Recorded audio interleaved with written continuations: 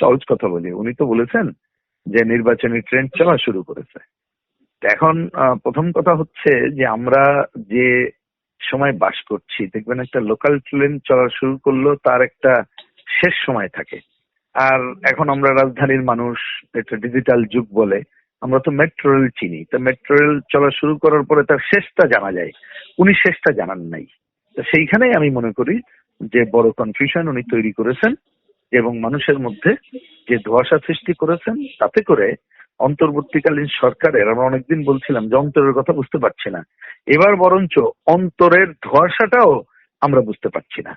এই গেল number one কথা।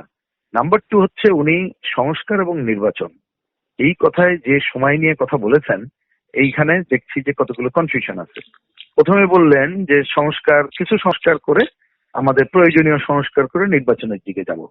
তারপরে আবার বললেন যে সংস্কার শেষ না হওয়া পর্যন্ত এই নির্বাচনী জায়গায় আমরা যাব না এবং তার জন্য সময় চাই, দরকার হলে দীর্ঘায়িত হতে পারবে। অর্থাৎ সুনির্দিষ্ট কিছু করেন নাই। 3 মাস পরে দেশের মানুষ সুনির্দিষ্ট কথা শুনতে চেয়েছিল নির্বাচন বিষয়ে, দ্রব্যমূল্য বিষয়ে, জনজীবনের বিষয়ে।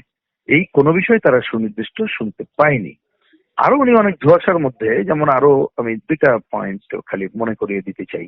একটা, উনি বললেন যে নির্বাচন কমিশন গঠিত হচ্ছে, নির্বাচনের কাজ শুরু হয়ে যাবে।